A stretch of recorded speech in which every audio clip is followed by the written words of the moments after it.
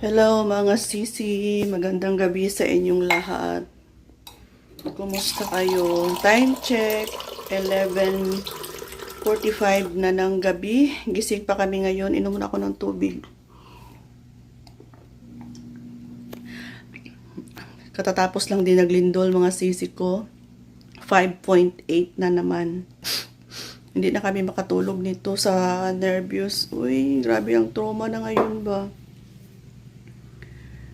Gising kami ni Kring, open namin yung pintuan sa sala. Ayan. Ayan si Kring, gi-open muna namin yung pintuan sa sala. Kasi kalilindo lang mga sisi ko, madilim na sa labas. Pero yung mga tao dito sa paligid, sa kapitbahay namin, open pa yung kanilang mga ilaw, open pa yung kanilang mga door. Ayan.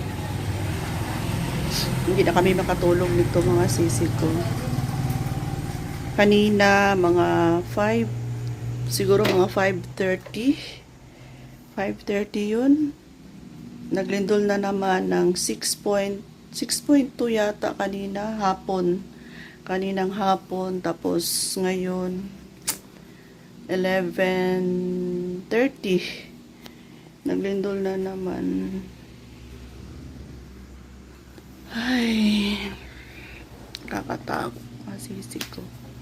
Tama na Lord, maawa ka naman sa amin. Kanina nga nag-walking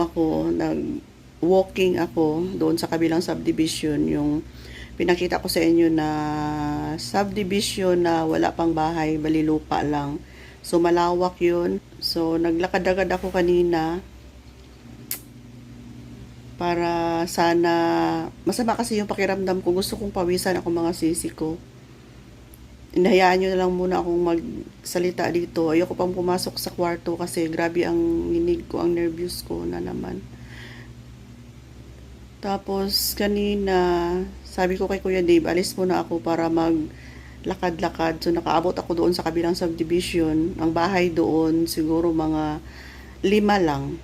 Kaya parang plaza siya, tapos maganda na yung daan nila, sementado na. So doon maraming nagwo-walking, nag-jogging. So naglindol kanina mga sisi ko, 6 yun yung sinasabi ko na 6 point something, hindi ko lang sure kung ilan point, basta 6. Tapos habang naglalakad ako, sabi ko pa sa sarili ko, magandang evacuation itong area dito kasi wala mga poste, wala mga bahay, wala, as in plain lang siya, daan lang. Sabi ko sa isip ko, maganda dito mag-evacuate kung may mga sakuna, mag-tent lang kasi safe na safe. Ilang minutes lang mga sisi ko, lumindol ng malakas. Siyempre ako lang doon, wala akong kasama. Meron namang naglalakad, kunti lang. Napaupo na lang ako sa gitna ng daan, ng kalsada. Maya-maya si Kring, inanyo niya ako, pinuntahan niya ako, inutusan siya ng papa niya na anuhin daw ako, sunduin niya ako doon. Si Kring tulog pa, walang suklay, nakasapatos, tumakbo para kunin lang ako doon sa vacant na subdivision kasi yung papa niya nag-alala kasi daw ako nervyosa. Grabe daw yung nervous ko, baka ano daw yung mangyari sa akin doon. Kaya si Kring Kring nakashoes, walang suglay, walang hilamos, wala lahat. Kasi bagong gising, tulog nga, bagong gising, 5 na ng hapon, ginising siya ng papa niya para sunduin daw ako, kawawa naman yung anak ko. Yan, nakita ko si Kring doon, humihingal pa. Sabi niya, uwi na tayo, kasi si papa nag-alala sa'yo. Kasi malakas din yung lindol kanina mga sisi ko. Ay, tapos ngayon na naman, 6, 7, 8, 9, 10, 11, after 5 hours, ngayon na naman. Kanina sa loob ng room, umiiyak ako, sabi ko, ano ba to? Wala na ba tong katapusan? Masakit na yung mga ulo namin, kasi palaging gumagalaw yung lupa ba. Taga Jensan, Mindanao, Sarangani ang makarelate, mga sisi ko. Si God na bahala sa lahat. Parang ayoko nang matulog.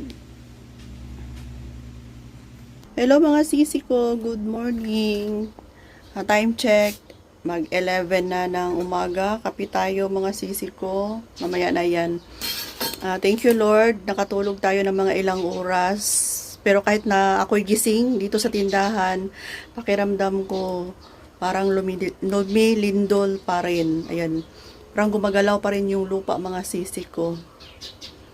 And si Kuya Dave pala, pumunta ng palengke, bumili ng bigas kasi naubusan na kami ng bigas. At nagpabili din ako ng kunting chichirya kasi kalbo na yung harapan ko. Hindi pa talaga ako makapunta sa grocery kasi nahihilo pa ako mga sisi ko. May ano pa ako, nervous. Grabe ang trauma ko ngayon. Pahirapan ang pamimili ngayon dito sa amin mga sisi ko. Yung mga grocery na malalaki, close pa.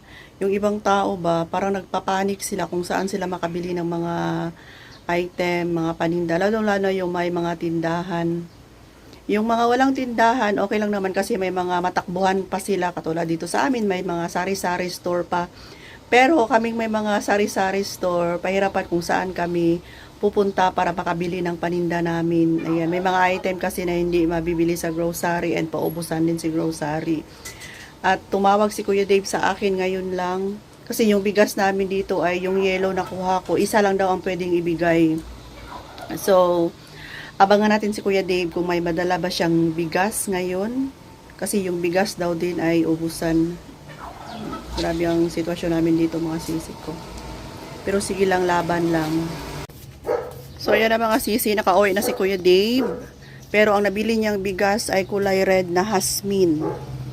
Ayan, Hasmin lang kasi itong ganito na kulay yellow ay walang stock. Tapos meron sa kabilang tindahan itong yellow pero isa lang yung ibigay. Ito kasi yung nasanayan ng mga customer namin dito, kuha ko na yellow. Same nito mga sisi ko. Pero walang choice si Kuya Dave kaya kumuha na lang siya ng Hasmin. Di pa namin alam kung maganda ba yung quality. Sing puti ba ng ganito kuha ko. Pero yung price niya pareho lang naman. Ayan, so 5 sako ang nabili ni Kuya Dave. Plus, buti na lang nakabili siya ng mga chichirya. Pero mas mahal na to mga sisi ko. Nasa 20 na ang isa. Pero benta ko naman siya ng 25 pesos. At least naman lang magkalaman yung ating mga chichirya doon na side. And, nakabili si Kuya Dave ng mga plastic ngayon. Ayan, maraming plastic. Ayan, mabenta ang plastic ngayon. May bumibili dito kasi nilalagyan nila ng mga grocery item para ipamigay sa mga naapektuhan ng lindol mga sisi ko. Tapos, ano pa ba itong nabili ni Kuya Dave dito sa loob ng kanyang trolley? Ilabas natin ito. Ayan, kamatis. Tapos, sibuyas na pula. Bawang. Harina. Ayan. Buti na lang nakapamalingki na si Kuya Dave. Tapos, luya. And, plastic pa rin. Para pang, sa yellow. Ayan.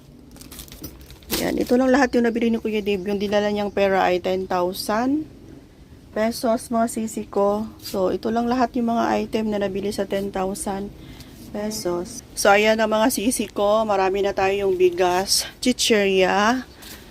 Ang kulang na lang ay yung mga item na out of stock sa grocery. Grabe talaga mga sisi ko. Ubusan ang mga stock dito. Ayan. So sa mga biscuits, meron pa naman. So bukas may item ako na paparating from grocery. So worth 12,000 yun mga sisi ko. Titingnan pa natin kung yung 12,000 na order ko sa grocery ay maserve ba nila lahat. May mga malalaking tubig doon kasi wala na akong tubig dito na pangbenta. Kasi yung dalawang box ko na Nature Spring ay pinadala namin. Nagtulungan kasi kami dito sa area namin. Yun lang yung maibigay ko dito, yung tubig lang na 2 box, mga sisi ko kahit papano. Wala naman kaming ibang stock dito, ubusan nga. Wala akong mga noodles. Sana makabili ako sa grocery ng per box. Bukas, Miyerkules, i-deliver nila. ayun. So, update lang tayo mga sisi ko. Maraming salamat sa panonood. Ingat po tayo palagi. Bye for now. Love you all. Bye.